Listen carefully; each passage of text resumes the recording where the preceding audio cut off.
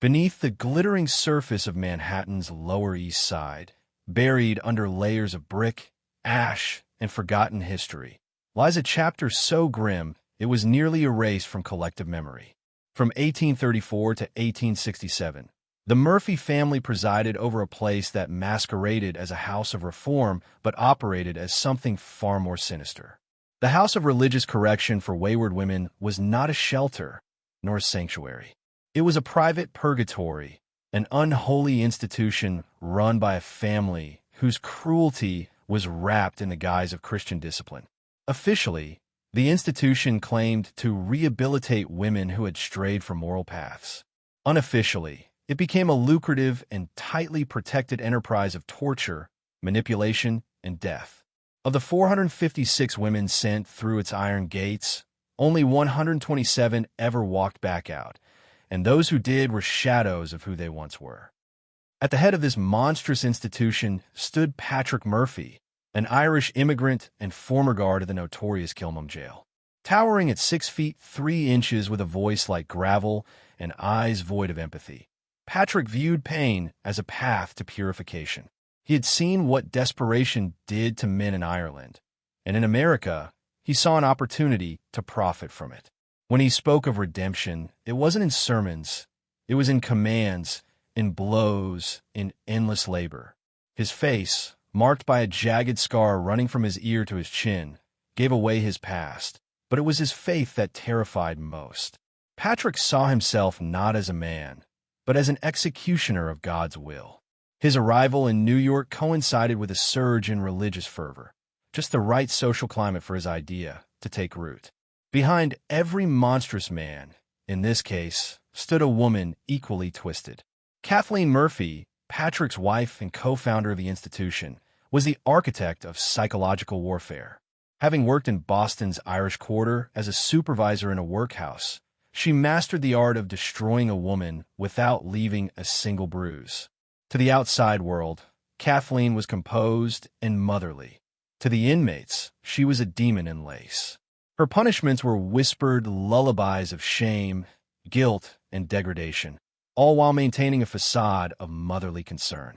She had studied the Irish Magdalene laundries and brought their worst traits across the Atlantic, then improved on them with terrifying efficiency. Sha Murphy, Patrick's younger brother and self-proclaimed chaplain of the house, added a theological sheen to their horrors. A failed seminary student with a genius-level intellect and a heart full of venom, Sha preached sermons that reduced women to sobbing wrecks.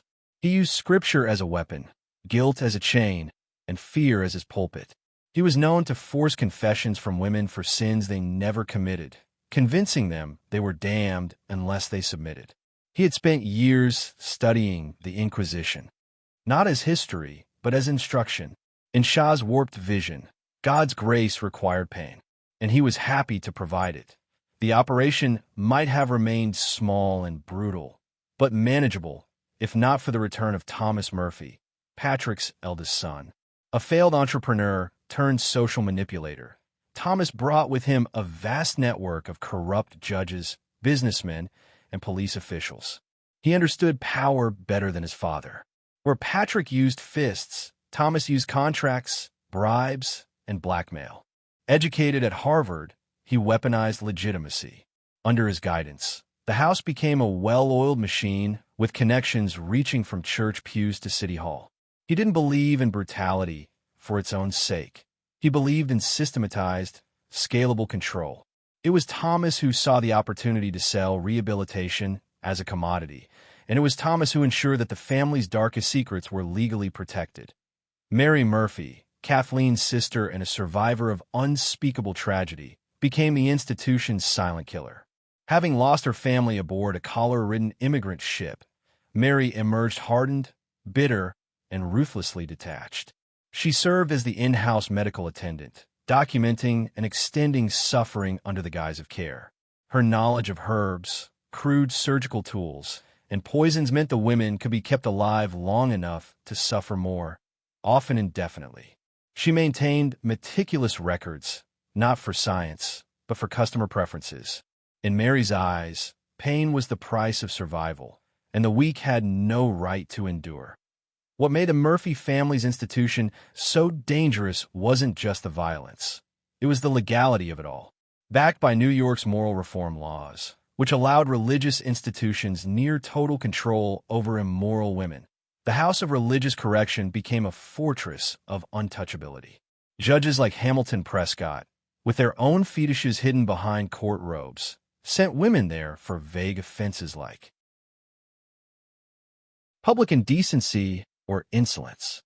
Police captains like Frederick Dunham fabricated evidence, targeting vulnerable immigrants with manufactured charges. In return, they received exclusive access to the Murphys' victims. The family's network ran deep, through church pulpits, courthouse halls, and bank boardrooms.